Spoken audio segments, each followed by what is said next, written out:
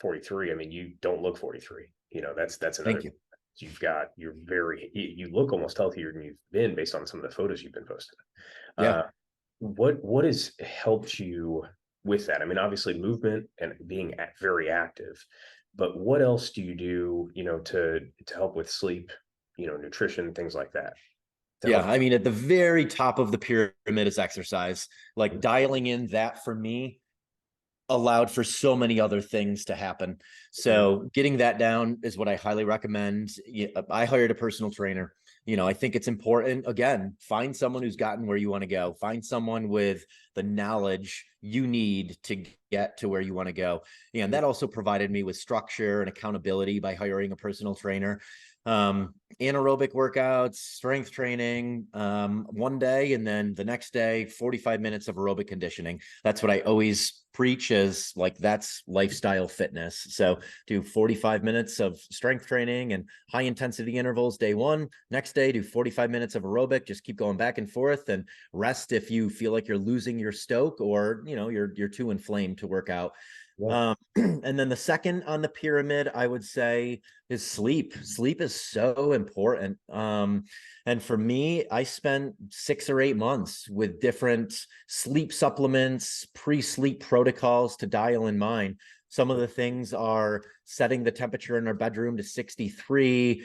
We have really, really soft Attitude sheets. We have this performance cooling mattress by Performa Sleep. I have a fan blowing on me, a Dyson fan, just like a steady stream of air. I wear a Dream Recovery sleep mask. I wear earplugs. I take Beam Dream and Bioptimizers, magnesium before bed. I do a teaspoon of honey before bed. I found that that calms my mind, so I don't wake up in the middle of the night with my mind racing with things to do.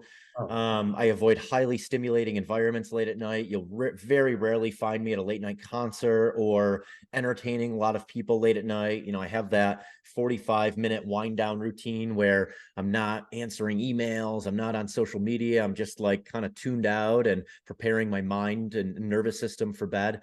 So those were some of my different sleep things I dabbled with that have helped me tremendously. The next is diet, eating animal-based foods, single ingredient foods. It's not rocket science. We're just marketed to by so many companies that it's so easy to just be like, okay, I'm going to eat animal-based foods that are single ingredient. If you do that, like, you can overeat and you'll still probably look pretty damn good because you're not creating all of the inflammation from these processed foods that our body just has no idea what to do with. And then after that, I would say my recovery routine, contrast therapy, has been a game changer. Sauna, ice barrel every single night. I do 3 rounds, 20 minutes in a 200-degree sauna, and then 3 to 5 minutes in a 40-degree ice barrel. And then after that, supplements. Supplements are generally one of the biggest questions I get asked, and I really feel like that's just the icing on the cake. The supplementation, sure, it helps some, but get all those other things dialed in first, and then focus on supplementation for that extra 2%. There are some supplements that I think make a massive difference, like creatine, caffeine.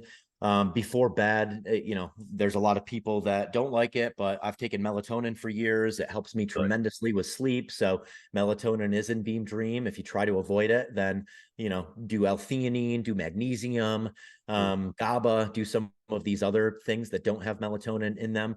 Those are the biggest supplements for me where I've found the most bang for my buck. Collagen. As you age, you definitely want to supplement with collagen. There's 10 other supplements I take, and I think that they all are great. I get a lot of supplements, for free because of the brands I work with. But if I were to pay for various supplements, like, those are ones I'm definitely paying for. I think they make the biggest difference. Cool. You being out in Colorado, do you ever use any of the natural plants out there as supplementation? Because I think there's a lot of debate on whether or not cannabinoids actually help with sleep or not. And the research I've been doing myself, I've seen that it actually can disrupt it. Yeah, I don't. I have a lot of friends who swear by it, but I haven't partaken. I just always had bad experiences with it. In my 20s, I was also blackout drunk when I was, smoking marijuana. So Fair enough. that probably could have had something to do Yeah. with the bad experiences. But yeah, no, it's not a protocol I have taken up. I'll use CBD here and there, but it's not something I'm doing on a regular basis. No, well, and I think what's so cool about that is when you are living a good life and a fulfilling life, you don't need to remove yourself from reality. You know, Yeah, I don't want to. I love my reality. I'm very fortunate and grateful that I do, and yeah, I don't want to escape from it. So much of my life is designed to keep my reality the same every single day.